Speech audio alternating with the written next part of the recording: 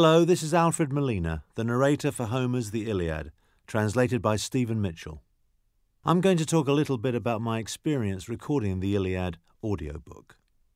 The thing that really made it interesting, the idea of narrating the Iliad, was it's like a big book. It's one of those books that everyone says they've read, but not everyone has. It's such a sort of foundation stone of everything that's come since, every piece of literature that's been written since, particularly you think about Shakespeare and all the great playwrights, and even the structure of it, the language, the ideas, the themes, the plots, the emotional descriptions, the battle scenes. So much of it is the bedrock that everything has sprung from since. And I think just that makes it interesting and worth reading. And also the fact that this new translation is very, very fresh. And one of the things that got me excited was that I was told that it preserved the poetry of the original very well. I sort of thought, well, this is the opportunity to record something like this doesn't come along very often. Usually we're recording sort of thrillers and more popular books, the top 100, if you like, and suddenly you get to record something that's got a bit of heft to it. It's very exciting.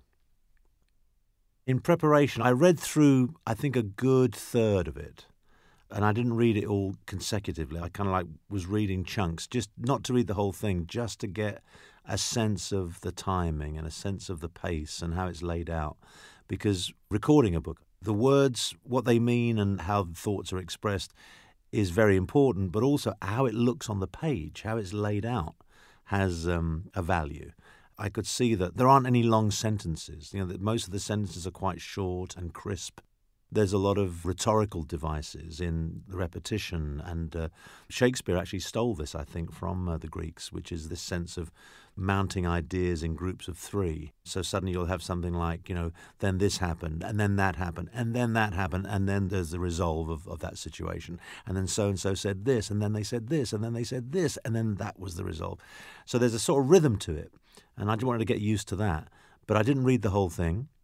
Working sort of hand in hand with the engineers and the director, you get a sense of where things can be tweaked, where things can be improved, pronunciations. There was a lot.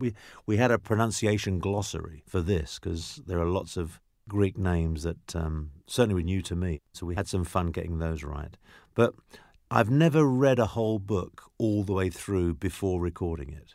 I know some people do, but I've never done that. I always just try and get a sense of it, so that when the reading happens, hopefully, this is my theory, when the reading happens, it doesn't sound like I'm reading it.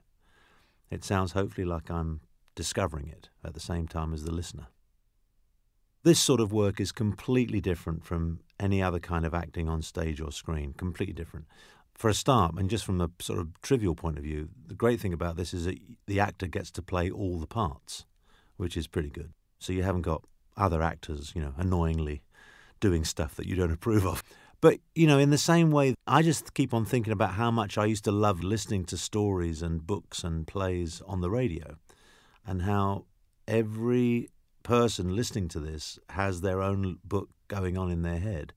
As the reader is describing the scene and introducing the characters, everybody that's listening has their own picture in their head. So it's a unique experience for each listener. And in the same way as you read a book, the joy of reading a book is you've got all the time in the world to create the world, to create the environment that you're in. And the same way when you're listening to it. So the reader, the person narrating, if you like, is in a way the ringmaster. And how I do it, or how any other actor does it, you create a rhythm, you create a world, and trying to do that just with the words and just with your voice and little subtle shifts of emphasis and tone to depict different characters. It's great fun. There's a lot more room here for your imagination in many ways, because there's nothing emphatic or absolute about this. When I'm talking about Achilles in the Iliad, three different people listening to it will have three completely different pictures in their head of what Achilles is like.